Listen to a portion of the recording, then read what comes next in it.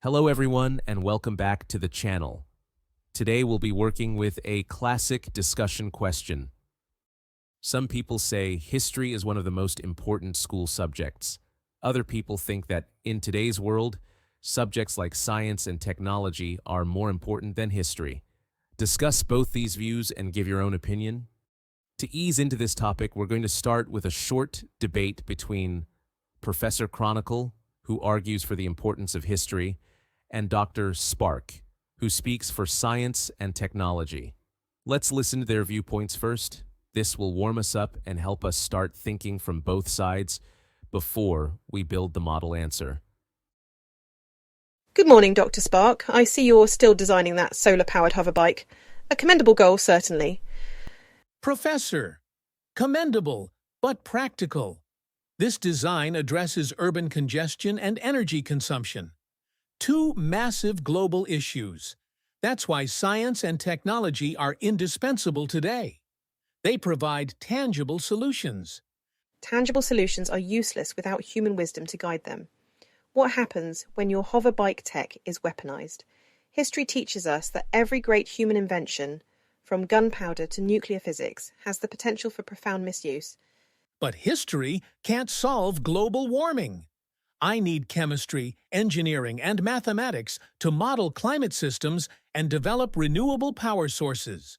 My subjects focus on progress, moving the human story forward. Yours just looks backward. But looking backward is how we prevent recurrence. We study the great economic crashes, the political collapses, and the ethical breaches of the past to build a more stable and just society today. History provides the ethical blueprint for the future you're trying to build. Ethical blueprint, I grant you. But who drives the economic prosperity? Who creates the most lucrative careers? The coders, the data scientists, the biochemists. Nations compete based on their technological prowess. STEM is the engine of global competitiveness. And what if that engine has no steering wheel? Unbridled technological advancement, ignorant of social context and civic responsibility, leads to chaos. We need history to train informed citizens who understand the origins of inequality and conflict before they apply their advanced skills. So, you're saying both are necessary then? Precisely. Think of it this way. STEM is the power, the means, and history is the guide, the wisdom. We need both for a safe journey. I suppose a technologically advanced world that keeps repeating the mistakes of the 20th century isn't progress at all. Touché, Professor.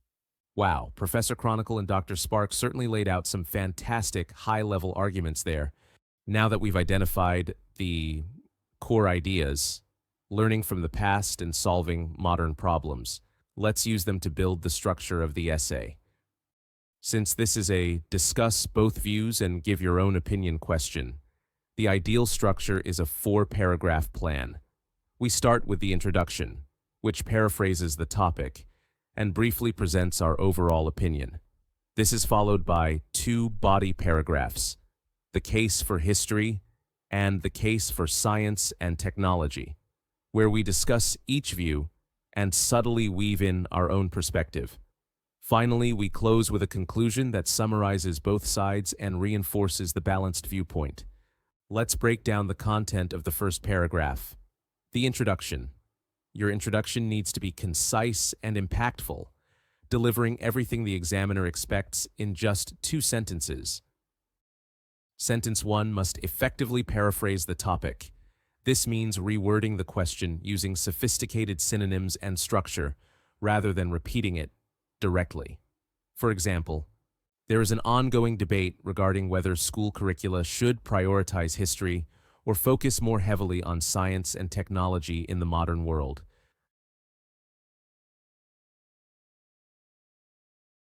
For sentence 2, we state our overall opinion, clearly and concisely. In my view, while each subject serves a different purpose, a balanced education requires both historical understanding and scientific advancement. This briefly introduces our opinion, which we will weave into the body paragraphs. Great. Now we move into the first main body paragraph. The goal here is simple: We are not trying to explain everything about history. The goal is to choose one main powerful idea, develop it clearly, and support it with a strong example. From Professor Chronicle's side of the debate, the strongest idea we can use is history helps societies avoid repeating past mistakes. Let's build the paragraph gradually. First, the topic sentence. This introduces our main idea clearly. We can write, many people argue that history is one of the most important subjects because it helps individuals understand human behavior and avoid repeating past mistakes. Now we add an explanation. Make sure you don't rush here. Take that one idea and expand it slightly. We can say, by learning about previous conflicts, political failures, and economic crises, students gain vital insight into how certain choices can lead to negative consequences. Now we need to make this idea concrete. We do this by dropping in a compelling piece of evidence that connects historical learning to a positive outcome. For instance, studying the causes of major wars helps young people recognize the dangers of extremism and understand why international cooperation is necessary. To close the paragraph, we weave in our opinion by acknowledging the limitation of history while highlighting its key value. For example, while history may not provide direct solutions to modern technical problems, it plays a particularly important role in shaping ethical awareness and responsible citizenship. Now we shift to the other side of the discussion and look at science and technology. The core idea here is simple. These subjects are valued because they offer practical solutions to the problems modern societies face. To begin the paragraph, we introduce this view clearly and use a transitional word to show contrast with the previous paragraph. For example, others, however, believe that science and technology deserve greater priority, particularly because they address today's most pressing global challenges.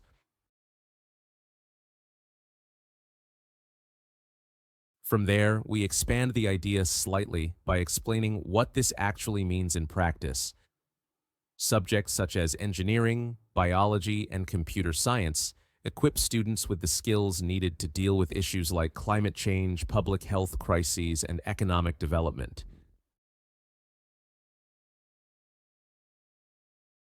To make the argument more concrete, we can briefly refer to a real-world example. A clear illustration of this is the rapid development of COVID-19 vaccines, which demonstrated how scientific research can protect millions of lives and support global stability. To close the paragraph, we weave in our opinion by acknowledging the limitation of science and technology and linking it to the importance of history in providing ethical guidance. However, without ethical guidance, scientific progress alone is not sufficient to ensure long-term social well-being. This shows that science and technology drive progress, but we also believe history's lessons are essential to guide that progress responsibly. To write the conclusion, we summarize the main points of both sides and restate our balanced opinion. We should show the examiner that we understand the strengths and limitations of each subject.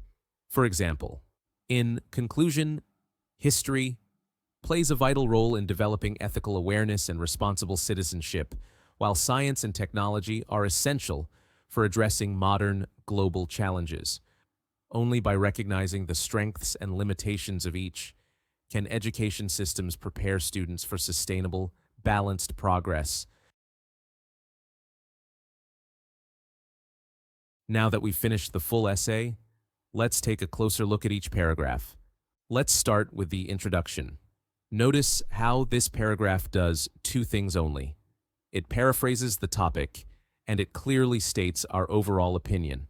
There's no background detail and no examples here.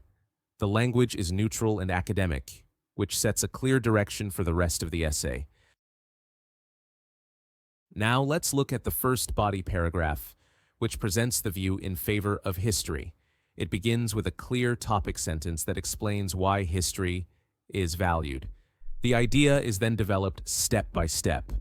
Explanation first, followed by a specific example. Most importantly, notice the final sentence. Here, we weave in our opinion by acknowledging a limitation, while still emphasizing history's key strength. This allows us to discuss one view while also evaluating it.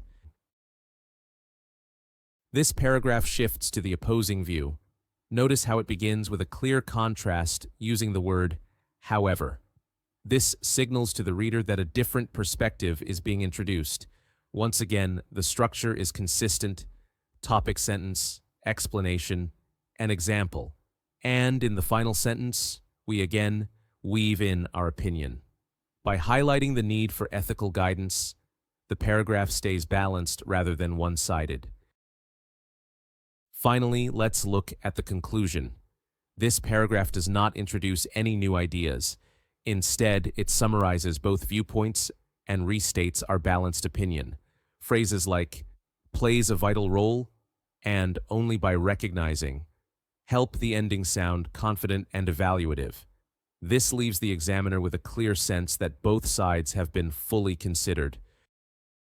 The key takeaway from this lesson is how the essay is structured and developed. We discussed both views clearly, and we made our opinion visible throughout the essay.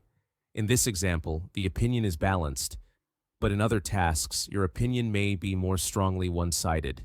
What matters is that your position is clear, well-supported, and consistent.